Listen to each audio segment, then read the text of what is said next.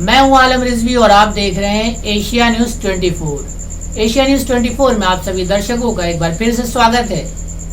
आज हम बात करेंगे योगी आदित्यनाथ को मुगल शब्द से आखिर इतनी चिढ़ क्यों। उत्तर प्रदेश के मुख्यमंत्री योगी आदित्यनाथ का सबसे बड़ा शौक है प्रदेश के शहरों के पुराने और ऐतिहासिक नामों को जमींदोज कर नए नामों की स्थापना करना, भले ही उनका कोई ऐतिहासिक महत्व हो या ना हो। नाम बदलने के उनके शौकों में शहरों की जगह अब ऐतिहासिक और पुरातात्विक महत्व की इमारतों ने लेनी शुरू कर दी है और इसमें सबसे पहले गाजगिरी है आगरा के मुगल म्यूजियम पर। कुछ दिनों पहले मुख्यमंत्री ने इसका नाम बदलकर शिवाजी म्यूजियम रख दिया। उनके इस अप्रत्याशित निर्णय पर न सिर्फ इतिहास के अकादमिक क्षेत्रों में व्यापक नकारात्मक प्रतिक्रिया हुई है, बल्कि आगरा के सामान्य नागरिकों ने भी इसे बेमतलब की कोशिश बताया है। 1 पॉइंट एजेंडा। उत्तर प्रदेश में बीजेपी जब सत्ता में आई है, आगरा को लेकर उसका 1 पॉइंट एजेंडा यहाँ के ऐतिहासिक संसार के मुगलों के महत्व को कम करके दर्शाना रहा है। इत्तेफाक से पिछली सरकार न तो लंबे समय रह पाई और न स्वतंत्र दल होने के चलते उन्हें ये अवसर मिल सका। पिछले दौर में आगरा के डिग्री कॉलेजों के इतिहास के कुछ छुटभैया अध्यापकों को बटोर कर आगरा के इतिहास में कुछ नए तथ्यान्वेषण रोपने की कोशिश की गई। हालांकि ऐसा हो नहीं सका। 2014 में केंद्र में सत्ता नशीन होने और उसके 3 साल बाद यूपी में सरकार बना लेने के बाद उनके लिए आगरा के इतिहास का मैदान हाजिर व नाजिर था, जहां वे मुगलों के ऐतिहासिक महत्व को कमतर बताने और अनैतिहासिक तथ्यों की स्थापनाओं के चौके छक्के लगाने के लिए उन्मुख थे और उन्होंने ऐसा ही किया। मुगल म्यूजियम की आधारशिला तत्कालीन मुख्यमंत्री अखिलेश यादव ने जनवरी 2016 में रखी थी। 6 एकड़ भूमि में फैला बहुमंजिला परिसर और महत्वाकांक्षी योजनाओं वाला ये म्यूजियम तब से तेजी से निर्माणाधीन है। आइए जानते हैं कि इस बारे में इतिहासकारों का क्या कहना है। मध्यकाल के सुप्रसिद्ध इतिहासकार प्रोफेसर इरफान हबीब कहते हैं, देश की नई या पुरानी इमारतों को सांप्रदायिक बनाकर लोगों को वहां जाने से रोका नहीं जा सकता। लोग वहां जाएंगे भी और उन्हें जाना भी चाहिए। आप एक स्रोत को कुछ वक्त के लिए तो रोक सकेंगे, वहीं दूसरी ओर बहुत सारे स्रोत के रास्ते खुल जाएंगे। किस किस को रोकेंगे? उन्होंने ये भी कहा, मुगल हमारे हीरो नहीं थे, आपके कह देने भर से विलेन नहीं हो जाते। उनका जो भी अच्छा या बुरा रोल था, आपके नकारने से वो खत्म नहीं हो जाता है। वहीं आगरा के पुरातात्विक स्मारकों के बड़े शोधकर्ता और सेंट जॉन्स कॉलेज के इतिहास विभाग के रिटायर्ड अध्यक्ष प्रोफेसर आरसी शर्मा मुख्यमंत्री के इस निर्णय को बेतुका बताते हैं और वो कहते हैं, आपको अगर मुगल शब्द से चिढ़ थी तो आप इसका नाम अकबर म्यूजियम रख देते। अगर अकबर से कोई रंजिश थी तो दारा शिकोह म्यूजियम रख सकते थे।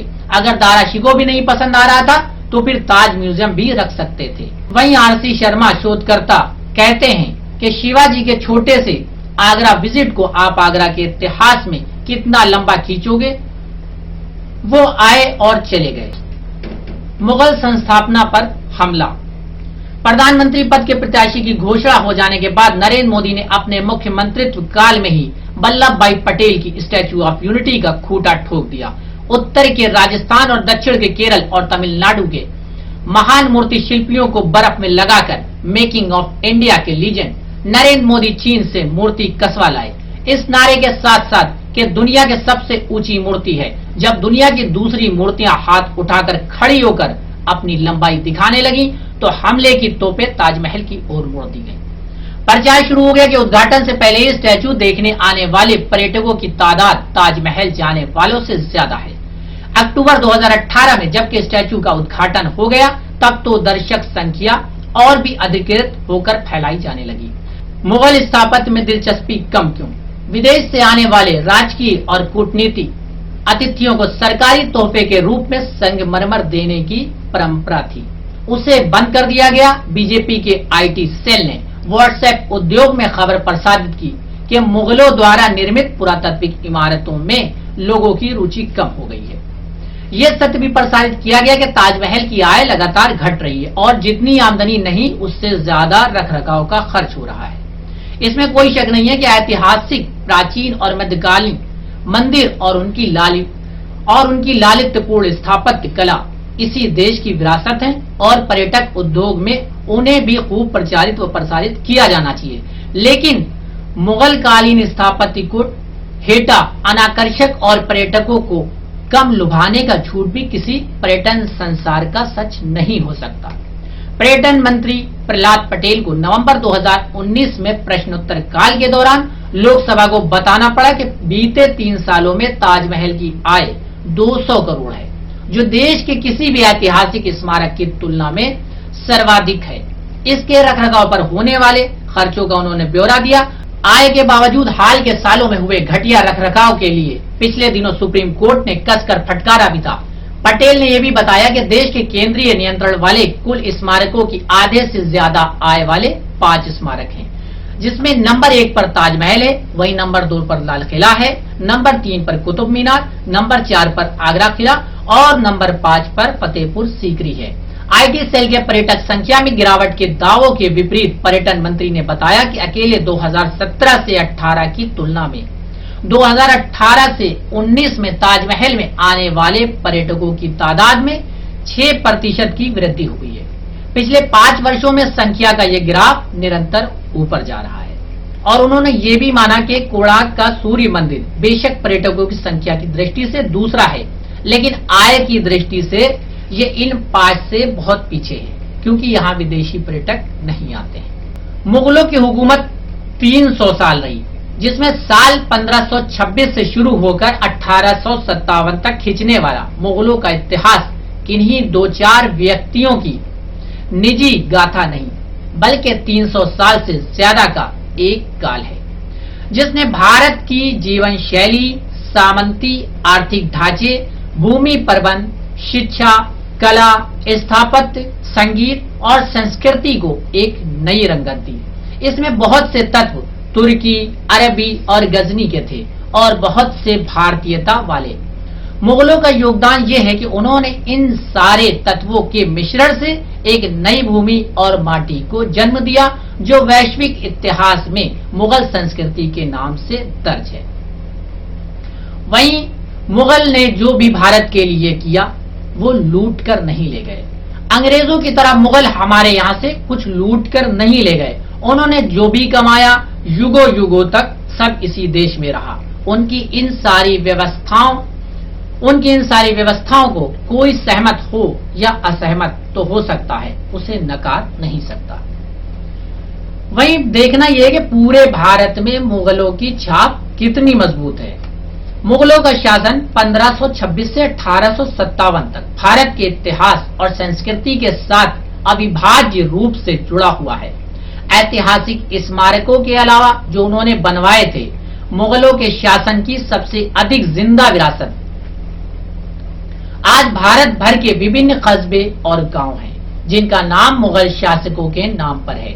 6 लाख शहरों, नगरों और गांवों जिनसे मिलकर आज का भारत बनता है, इनमें से 704 स्थानों के नाम मुगलों के पहले 6 शासक बाबर, हुमायूं, अकबर, जहांगीर, शाहजहां और औरंगजेब के नाम पर हैं। वहीं 1556 में अकबर के सिंहासन ग्रहण करने से लेकर 1707 में औरंगजेब की मृत्यु तक मुगल साम्राज्य अपने उत्कर्ष पर था। मुगल राजवंश की स्थापना बाबर ने की थी, जिसने 1526 में पानीपत की पहली लड़ाई में दिल्ली के सुल्तान इब्राहिम लोदी को हराया था और अगले 4 वर्षों तक शासन किया था। बाबर के पुत्र हुमायूं ने उथल पुथल के दौरान राज्य पर नियंत्रण खो दिया।